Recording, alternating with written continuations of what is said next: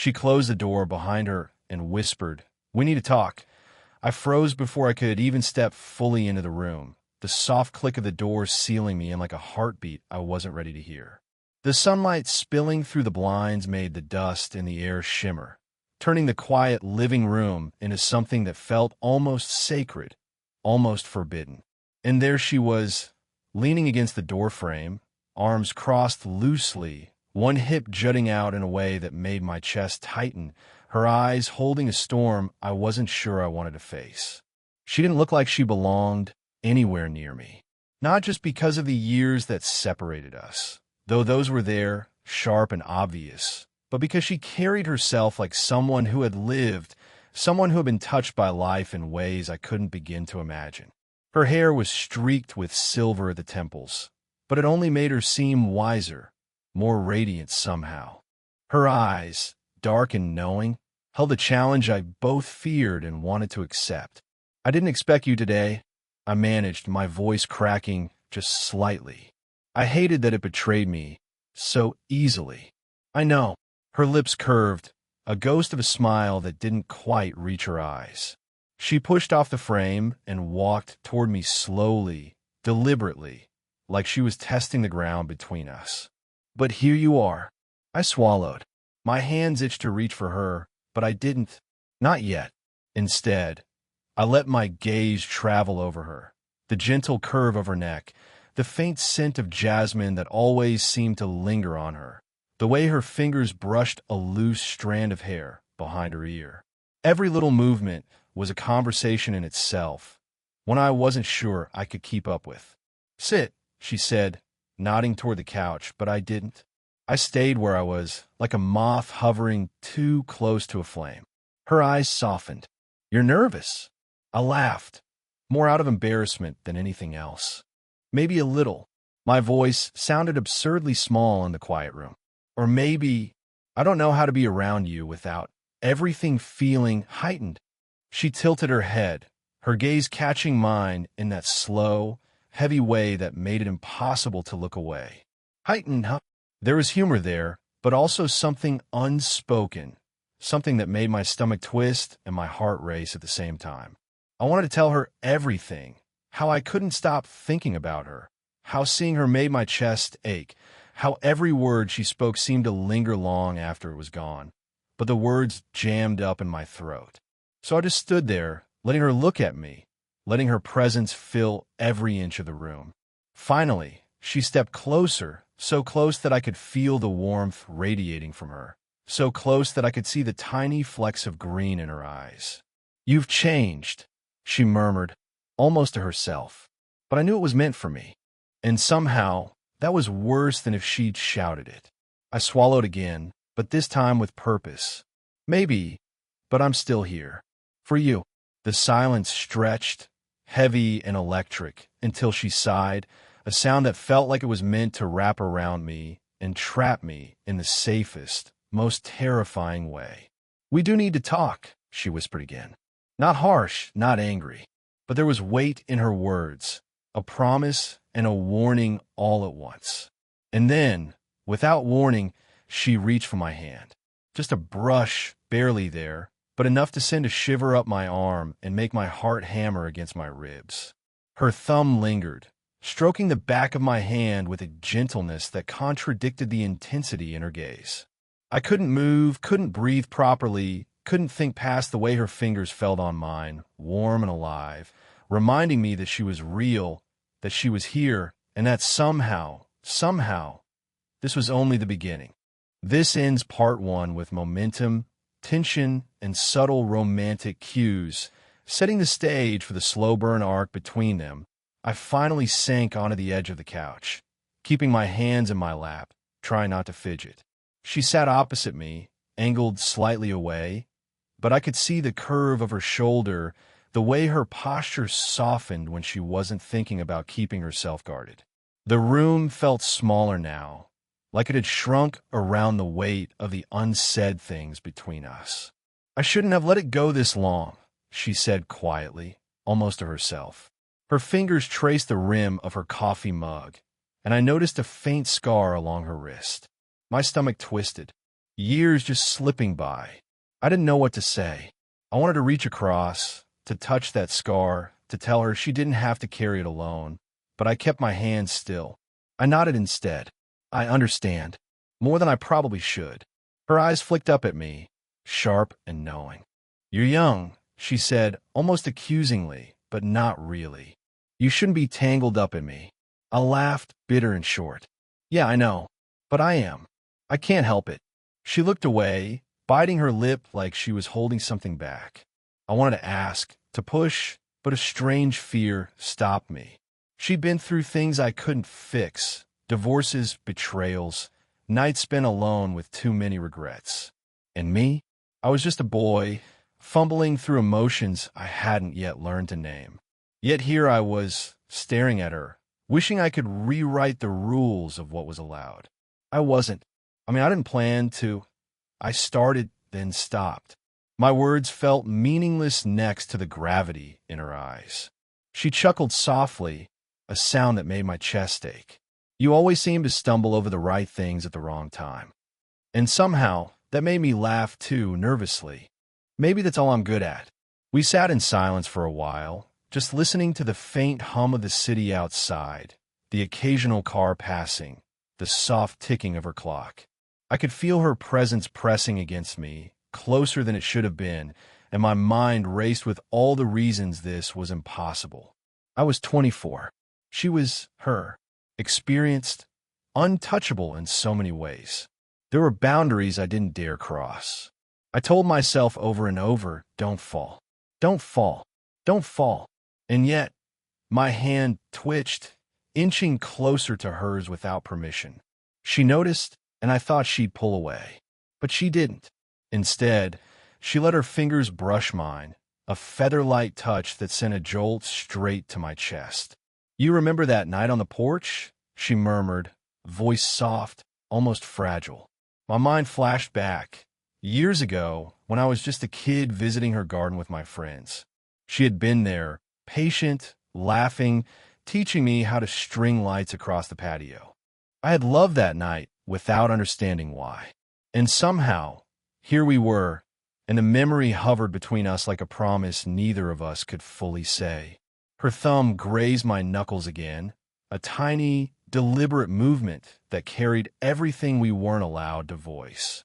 I swallowed, trying to steady my racing heart. My thoughts were a mess of danger, desire, longing, and yet in that moment, I felt completely anchored in her presence. And I knew, whatever this was, it had only just begun that I thought I could keep my distance. I really did. But then she texted me, 3 words that made my chest seize. Can we talk? And suddenly the plan to stay rational, to stay away, fell apart. By the time I arrived, her apartment smelled like the faint mix of vanilla and sandalwood I'd come to associate with her presence. She opened the door almost immediately, eyes wide, as if she'd been waiting, and my stomach dropped. Don't come in, she said softly, but her hand lingered on the frame, inviting anyway. I just want to check. I began, but she cut me off with a shake of her head. I can't do this, she whispered, backing into the living room. Not like this. Her words hit me like ice, but I didn't move. I couldn't. She was beautiful, impossibly close, and the pull between us was magnetic. I know, I said. I feel it too. Her breath hitched, and for a second, everything froze. I thought she might step forward or pull me toward her, and maybe, just maybe, it would happen. Our faces were inches apart, and the world seemed to collapse around us. My hand rose slowly, almost unconsciously, trembling slightly, reaching for her arm. Before anything could happen, the sound of keys jingling outside shattered the moment. I froze, heart hammering, as the doorknob turned. She stiffened, her eyes wide with panic. It's my roommate, she muttered, stepping back. Go, please. I hesitated, wanting to stay, wanting to press closer, but I obeyed. I left, each step down the hall heavy with frustration, desire, and guilt. Back in my apartment, I couldn't stop replaying it. The brush of her fingers against mine, the catch in her breath. I tried to tell myself it was dangerous, impossible, but even thinking that made my chest ache. The next day, we met by accident at the corner cafe. I tried to act casual, but she caught my gaze before I could look away. She sat down without a word, stirring her coffee absent-mindedly. You can't just show up like this, she said finally, voice low. Her eyes betrayed the turmoil she refused to admit. I'm supposed to be careful. I have things I can't mess up. I wanted to argue. I wanted to tell her I didn't care about any of it, that I'd face the consequences. But instead, I swallowed and said, "Then why are you here?" She looked down, tracing a line along the table with her finger. "Because I can't stay away either." We sat there, the space between us filled with unspoken confessions, almost touching hands, and guilt that neither of us knew how to release. And then, just as my hand edged toward hers, the cafe door opened again. A familiar laugh echoed, and her ex-husband walked in, laughing with someone completely oblivious. Her body stiffened instantly. She looked at me, eyes wide, panic and longing colliding. My chest tightened. I wanted to grab her, hold her close, tell the world it didn't matter. But I didn't. I just sat there, watching her fight the pull between staying and fleeing. And somehow, that tension, painful, electric, and impossible, made me ache for her even more.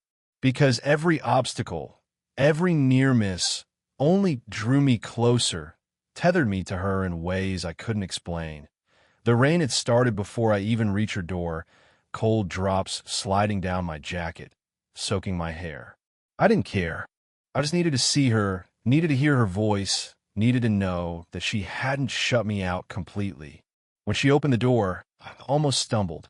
She was standing there, framed in the soft glow of the hallway light, damp hair clinging to her face, eyes wide and sharp.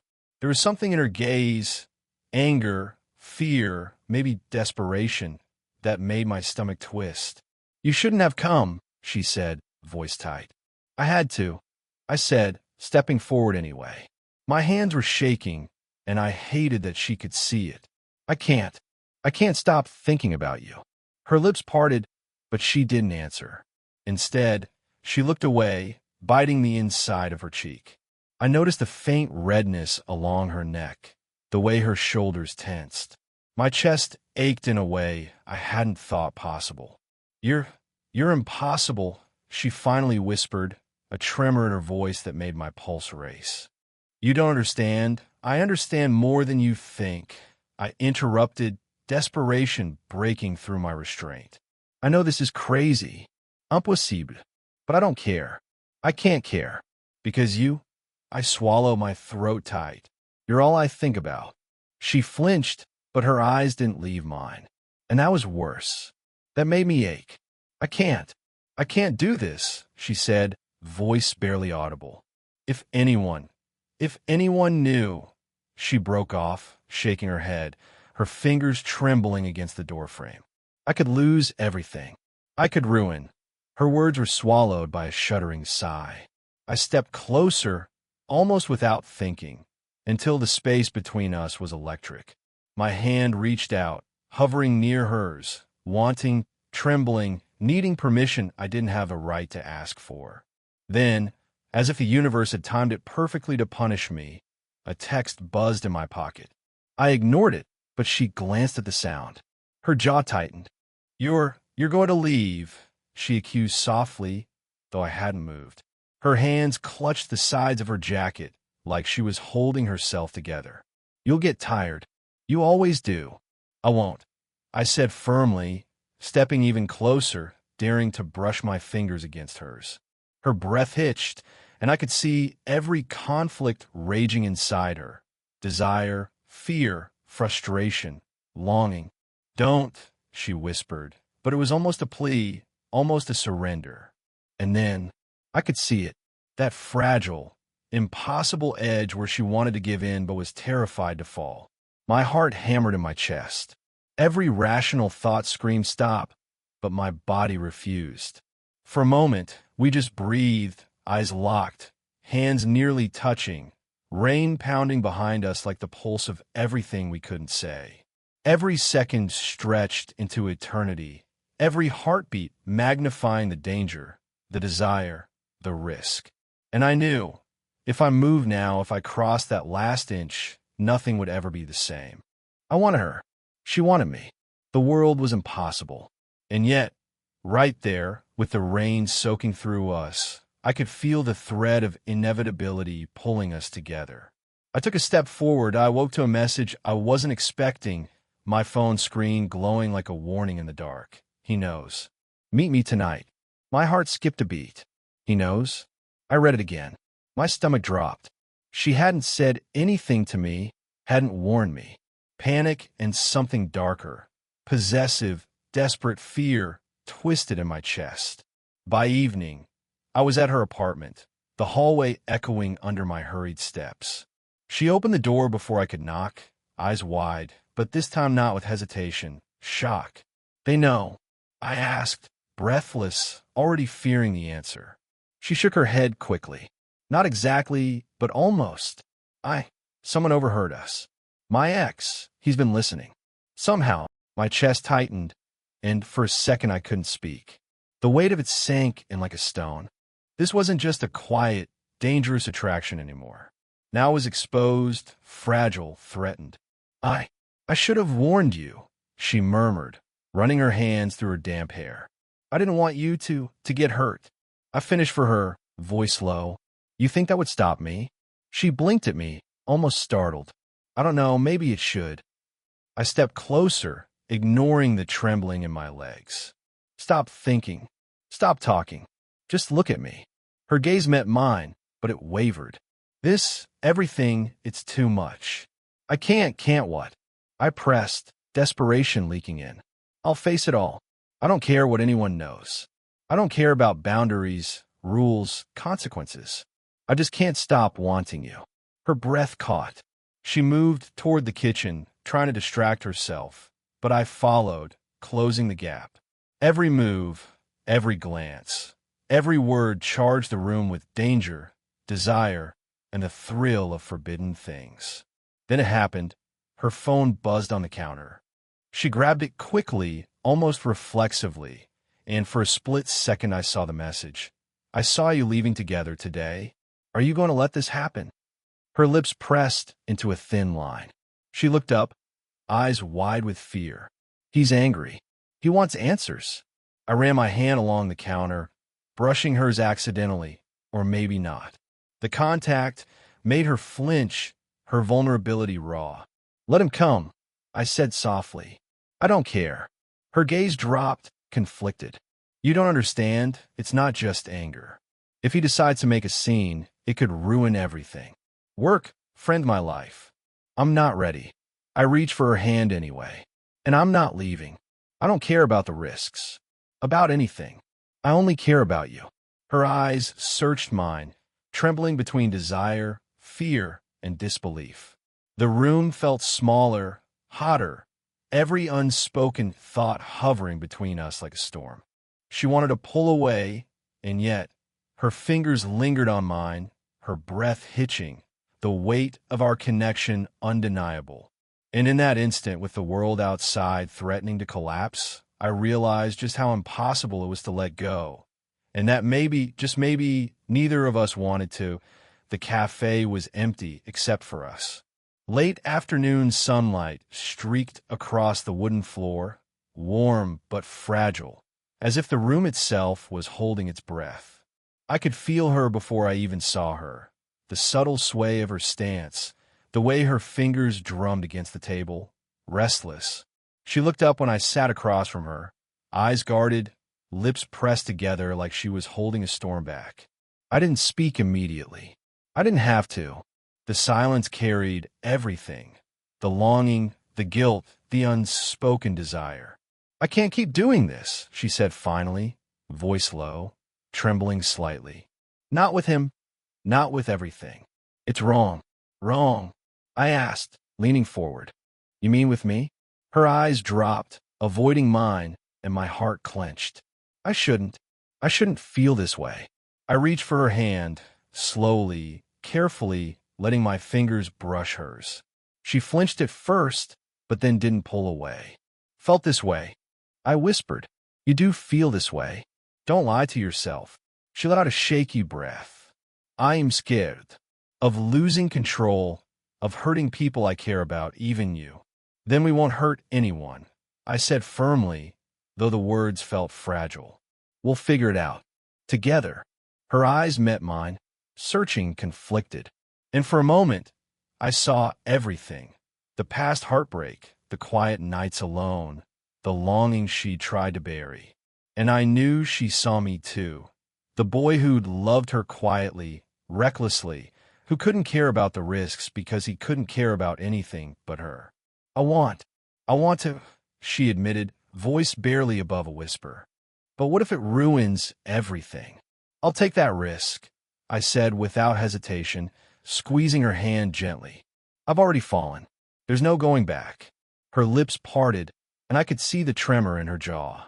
She leaned forward slightly, just enough that the tension between us vibrated in the air.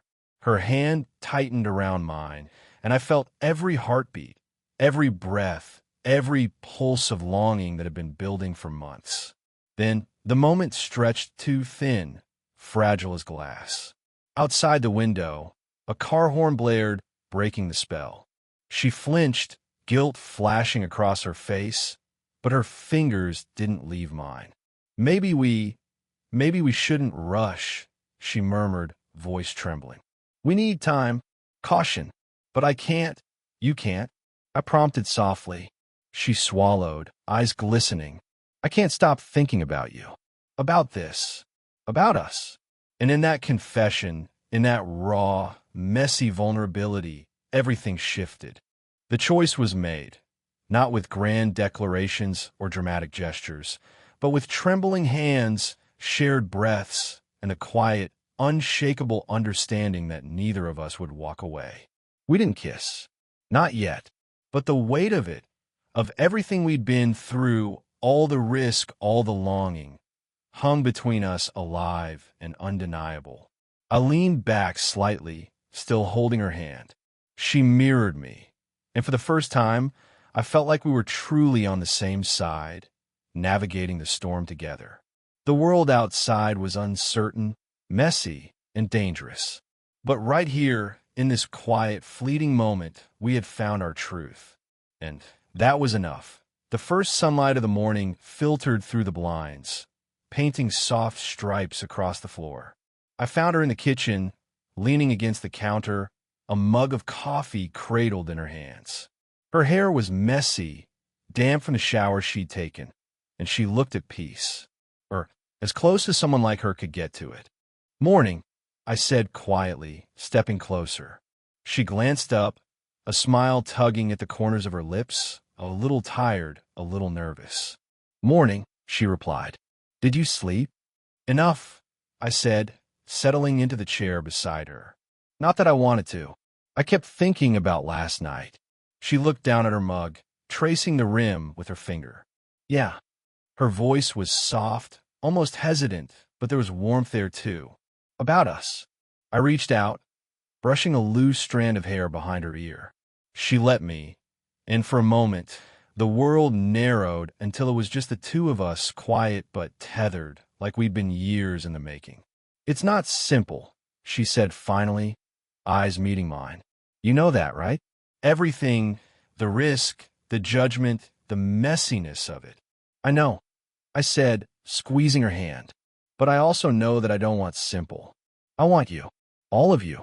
Her lips curved into a small, almost shy smile. "All of me. All of you," I repeated, and I meant it. Every flaw, every scar, every quiet longing she'd ever tried to hide. It all mattered. And for the first time, it felt like it could all be shared without fear. She laughed softly, a sound that made my chest ache. "You're reckless," she said. "I prefer passionate I counter grinning."